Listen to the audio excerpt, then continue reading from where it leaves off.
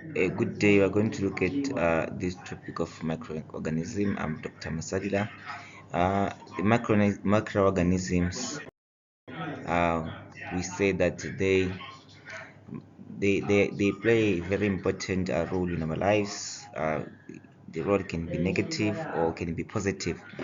We know that some of them we associate them with causing diseases. Some of them but they we know them by their importance into our environment, into our body, and actually living without them, life without them will be impossible because they much play a key important factor in our lives. This microorganism, this is an example of a microorganism. There you can see that they are in simple structure. You need to be able to draw this diagram. This is a diagram of a prokaryotic cell. When you say something is a prokaryotic cell, it means pro means before, karyotic means nucleus. These are the cells which you don't have the nucleus. You can see these parts, the flagella, nucleoid, cytoplasm there. You can see that this is a very small organism. Is too small. In majority of the time, you find out that it is invisible in the naked eye. So such organisms can only be seen via the microscope. So these microorganisms, they make up more than 60% of the earth living matter is made up or associated with being made with this microorganism. So it is estimated that there are close to 2.3 billion microbial species that they are sharing a planet with us.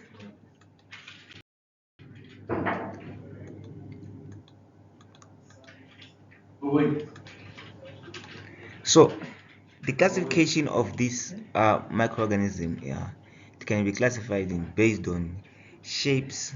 It can be classified in based of still saying that these are divided into variety of the shapes. Uh, like looking at these shapes and what, but they give rise to the five groups below, which are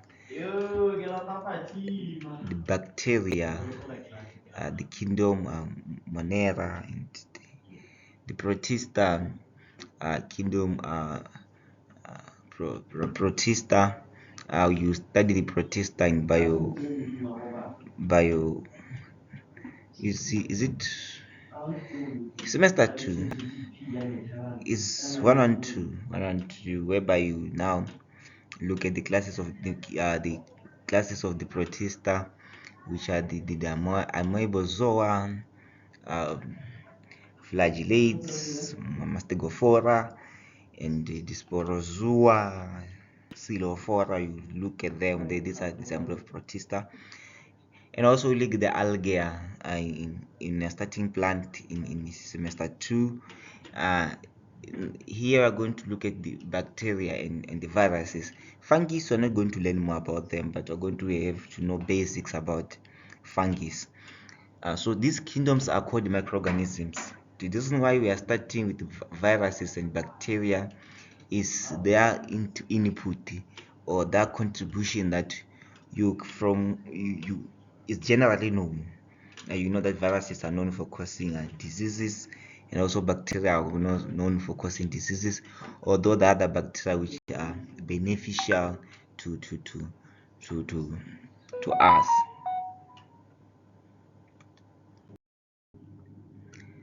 uh,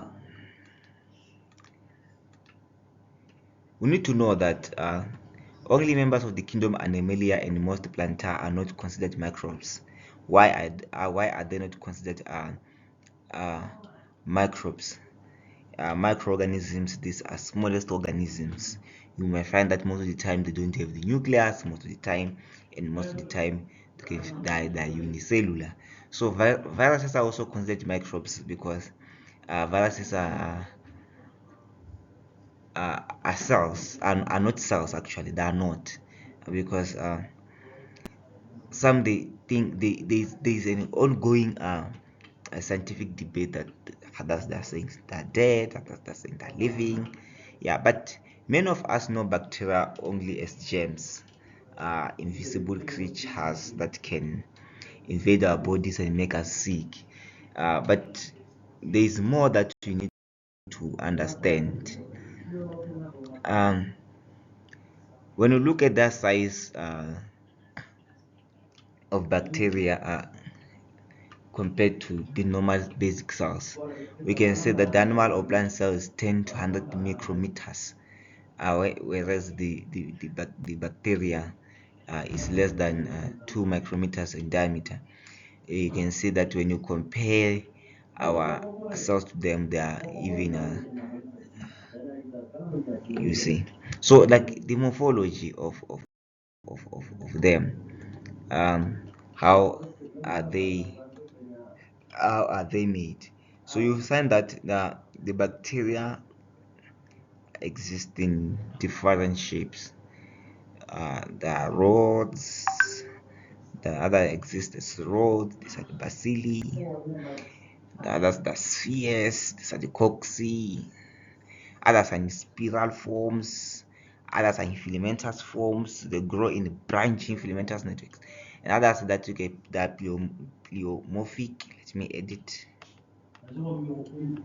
Yes, pleomorphic. They lack a distinct shape. So let's look at this the following diagram below here, whereby now we study them and say, you see that this one is a bracili, the others are like in the rod shapes, the cocci, streptococcus examples. Others they are uh, spiria there. Yeah, others are what?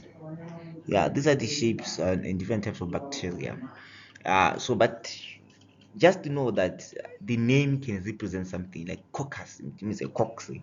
Bacilli means is a bacilli or is rod shaped. So for you to get this, you need to know how to name. Just you need to name this, but you need to know how to name this bacteria. So let us know how to name this bacteria.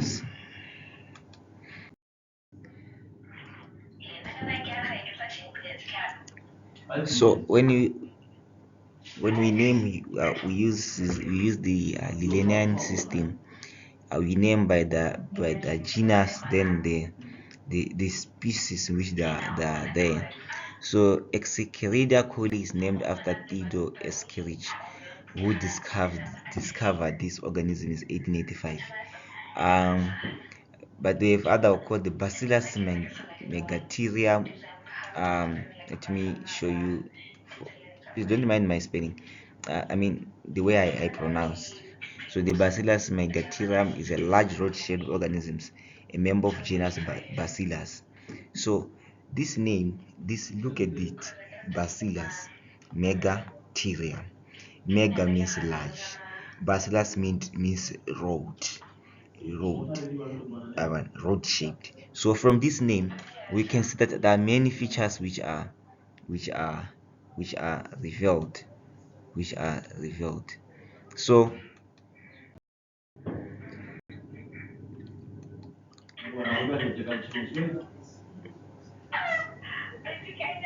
look, Bacillus is one of the genus of bacteria. Bacilli, general term used for what? For rods. But when you name them, you the genus and the species. So from the name given, you can see that Streptococcus is a cocci.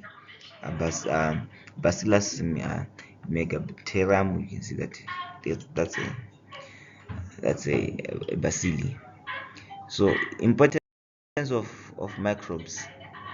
um, the disease part of it, we can say that most infectious disease controlled by proper sanitation, preventive medicine, and chemotherapy. So microbes are important in our lives.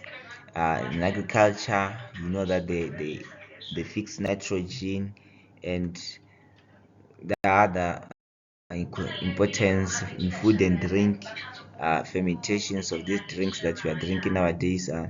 Microbes are involved. Chemical products also, and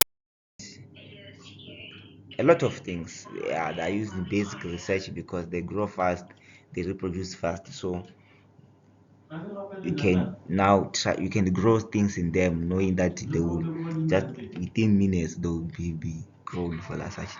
And also the biotechnology, the genetic engineering that have been used that to do that.